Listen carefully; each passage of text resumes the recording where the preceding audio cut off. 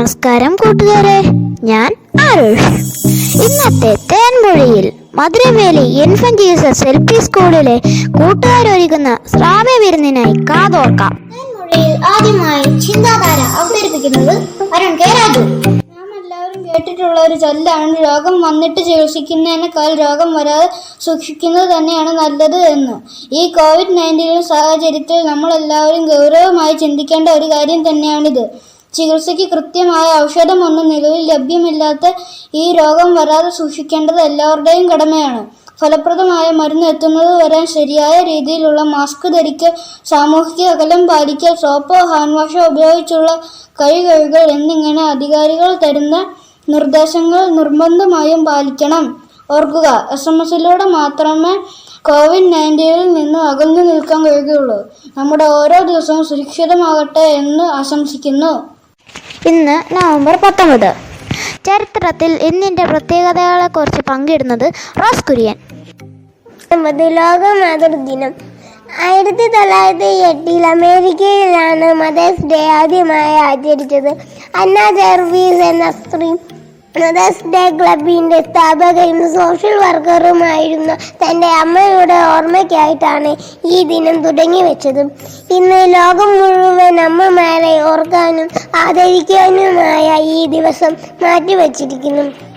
ചാച്ചാജിയുടെ മകളെയും ഇന്ത്യയുടെ ആദ്യത്തെ വനിതാ പ്രധാനമന്ത്രിയുമായ ഇന്ദിരാ പ്രിയദർശിനിയുടെ ജന്മദിനം നവംബർ 19 1917 ഉത്തർപ്രദേശിലെ അലഹബാദിലാണ് ഇന്ദിരാഗാന്ധി ജനിച്ചത്. ഞാൻ എത്ര വളർന്നാലും എൻ്റെ അമ്മയ്ക്ക് ഞാൻ എന്നും കുഞ്ഞായിരിക്കും. അമ്മയെക്കുറിച്ചൊരു കവിത കേട്ടാലോ? ആലപിക്കുന്നു അൻസർ സണ്ണി. എല്ലാ അമ്മമാർക്കും വേണ്ടി സമർപ്പിക്കുന്നു. അമ്മ നെഞ്ചിലെ പാലാഴി എന്നിലേക്ക് എത്തിച്ചു പുഞ്ചിരി തൂകുന്നൊരമ്മ. മുന്നോട്ടു ഞാൻ എൻ്റെ കാലടി വയ്ക്കുമ്പോൾ പിന്നിലൊരു പ്രാർത്ഥന അമ്മ. കൈവന്നതൊക്കെ കളഞ്ഞു പോ നിൽക്കുമ്പോൾ കണ്ണീർ തുടപ്പതും അമ്മ.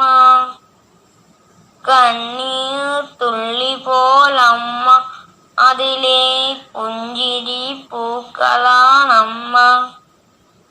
ഉള്ളിലെ കരുതലാണമ്മ, മണ്ണിലെ നേരിൻ്റെ സ്നേഹമാണമ്മ. കൈവിട്ടു പോകൽ കണ്ണീരുതുകളെ കാലമൻ കൈകളിൽ കാണിക്കയായി തന്ന പുണ്യമാണെന്നുമെന്നമ്മ. N പുണ്യമാണെന്നുമെന്നമ്മ, N പുണ്യമാണെന്നുമെന്നമ്മ. കൂട്ടുകാരെ, ഇന്നത്തെ പ്രത്യേകത നിങ്ങൾക്കറിയാമല്ലോ, മാതൃദിനം. ഇനി നമുക്കൊരു കഥ കേട്ടാലോ? കഥയുമായി വരുന്നു ഹരിപ്രിയ. കൂട്ടുകാരെ, ഞാൻ ഹരിപ്രിയ. നിങ്ങൾക്ക് കഥ കേൾക്കുന്നത് ഇഷ്ടമാണോ? എങ്കിൽ നമുക്കൊരു കഥ കേട്ടാലോ? കഥയുടെ പേരാണ് അമ്മ എന്ന പുണ്യ. ഒരിക്കൽ രാജാവിൻ്റെ കയ്യിൽ നിന്ന് മികച്ച പ്രവർത്തനങ്ങൾക്കുള്ള സമ്മാനങ്ങൾ കരസ്ഥമാക്കിയ ഒരു മകൻ സന്തോഷത്തോടെ അമ്മയുടെ അടുത്തെത്തി പറഞ്ഞു, അമ്മേ, ഈ സമ്മാനങ്ങളെല്ലാം അമ്മയ്ക്കുള്ളതാണ്. എൻ്റെ എല്ലാ മികവുകൾക്കു കാരണമായത് അമ്മയുടെ കരുതൽ മാത്രമാണ്. അതുകൊണ്ട് ഇതെല്ലാം അമ്മ എടുത്തുള്ളൂ. അമ്മ പറഞ്ഞു, ഇതൊന്നും എനിക്ക് വേണ്ട മകനെ, നീ ഒരു കാര്യം മാത്രം ചെയ്തു തന്നാൽ മതി. ഇന്ന് രാത്രി നീ എൻ്റെ കൂടെ ഉറങ്ങണം. അവൻ സമ്മതിച്ചു. രാത്രി ഇരുവരും ഉറങ്ങാൻ കിടന്നു. ഇടയ്ക്ക് അമ്മ അവനെ വിളിച്ചുണർത്തി, മോനെ, എനിക്ക് തലവേദനിക്കുന്നു എന്ന് പറഞ്ഞു. മകൻ വേഗം അമ്മയുടെ നെറ്റിയിൽ മരുന്ന് പുരട്ടി തടവിക്കൊടുത്തു. അമ്മയും മകനും ഉറക്കം തുടങ്ങി. അല്പം കഴിഞ്ഞു വീണ്ടും അമ്മ മകനെ വിളിച്ചുണർത്തി പറഞ്ഞു, മോനെ, എൻ്റെ കാൽ വേദനിക്കുന്നു. അവൻ എഴുന്നേറ്റ് അമ്മയുടെ കാലിൽ തൈലം ഇട്ടുകൊടുത്തു. വീണ്ടും ഇരുവരും കിടന്നു. അമ്മ പിന്നെയും വിളിച്ചു, മകനെ, എൻ്റെ തൊണ്ട വരളുന്നു, ഇത്തിരി ചൂടുവെള്ളം തരാമോ? അവൻ അടുക്കളയിൽ ചെന്ന് വെള്ളം ചൂടാക്കി അമ്മയ്ക്ക് കൊടുത്തു. ഇത്തവണ കിടക്കണേ മുമ്പ് മകൻ അമ്മയോട് പറഞ്ഞു, അമ്മേ, വേണ്ടതെല്ലാം ഞാൻ ഇവിടെ ചെയ്തു വെച്ചിട്ടുണ്ട്. നീ എന്നെ വിളിക്കരുത്, എനിക്ക് ഉറങ്ങണം. അപ്പോൾ ആ അമ്മ സങ്കടത്തോടെ പറഞ്ഞു, മകനെ, നീ കുഞ്ഞായിരുന്നപ്പോൾ രാവും പകലും നിന്നെ മാത്രമായിരുന്നു എൻ്റെ ശ്രദ്ധ. നീ പനി പിടിച്ച് തളർന്നു കിടന്നപ്പോലും ഉറങ്ങാതെ രാത്രി മുഴുവൻ നിന്നെ നോക്കി ഞാൻ നിന്റെ അരികിൽ ഇരിക്കും. നിനക്ക് മുറിവ് പറ്റിയപ്പോൾ നിന്റെ മുറിവുകൾ പരിപാലിച്ചു. നീ പഠിക്കാനായി ദൂരേക്ക് പോയപ്പോൾ നിന്റെ മുറിയിൽ രാത്രി മുഴുവൻ ഉറങ്ങാതിരുന്നു കരഞ്ഞു പ്രാർത്ഥിച്ചു. ഇതിൻ്റെ ഒന്നും പ്രതിഫലം തരാൻ നിനക്ക് ആവില്ല മകനെ. അതുകൊണ്ടാണ് നീ തന്ന സമ്മാനങ്ങൾ ഞാൻ നിനക്ക് തന്നെ തിരികെ നൽകിയത്. നീ വളരുവാൻ ഞാൻ എത്ര സഹിച്ചു എന്ന് നിനക്കറിയില്ല. ഈ ഒരു രാത്രിയിൽ നിന്റെ ഉറക്കം പോയപ്പോൾ നിനക്ക് വിഷമമായല്ലേ? ഓരോ അമ്മമാരും മക്കൾക്ക് വേണ്ടി ഉറങ്ങാതിരുന്ന് കണ്ണീരൊഴുക്കിയ രാത്രികൾ എണ്ണാനാവില്ല മകനെ. ഇതെല്ലാം കേട്ട് അമ്മേ, മാപ്പ് എന്ന് മാത്രം പറയാനേ ആ മകന് ആയുള്ളൂ. ഇനി നവംബർ മാസത്തെ പ്രത്യേക ദിനങ്ങളെ കുറിച്ച് അറിയണ്ടേ? സനു പറയുന്നത് കേൾക്കൂ. നവംബർ 1 കേരള പിറവി ദിനം. നവംബർ 10 അന്താരാഷ്ട്ര ശാസ്ത്ര ദിനം. നവംബർ 11 ദേശീയ വിദ്യാഭ്യാസ ദിനം. നവംബർ 12 ദേശീയ പക്ഷി നിരീക്ഷണ ദിനം. നവംബർ 14 ശിശുദിനം. നവംബർ 16 ദേശീയ പത്രദിനം. നവംബർ 19 മാതൃദിനം, ഇന്ദിരാഗാന്ധി ജന്മദിനം. നവംബർ 20 ലോക ശിശുദിനം. നവംബർ 21 ലോക ടെലിവിഷൻ ദിനം. നവംബർ 25 ലോക പരിസ്ഥിതി സംരക്ഷണ ദിനം. നവംബർ 26 ക്ഷീരദിനം. നവംബർ 30 കമ്പ്യൂട്ടർ സുരക്ഷാ ദിനം. നമുക്ക് ലവിഷ്യയുടെ ഒരു റൈം കേൾക്കാം. 5 little butterflies sitting on a flower. 1 little away, 4 little back. 4 little butterflies sitting on a flower. 1 little away, 3 little back. 3 little butterflies sitting on a flower. 1 little away, 2 little back. 2 little butterflies sitting on a flower. 1 little away, only 1 back.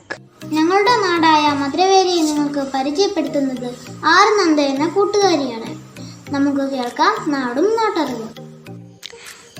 ഇന്നത്തെ വിഭവങ്ങൾ മധുരവേലിയിലെ കൂട്ടുകാരുടേതാണെന്ന് കേട്ടപ്പോൾ നിങ്ങളിൽ ചിലർക്കെങ്കിലും തോന്നിയിരിക്കും, ഈ മധുരവേലി എവിടെയാണാവോ എന്ന്.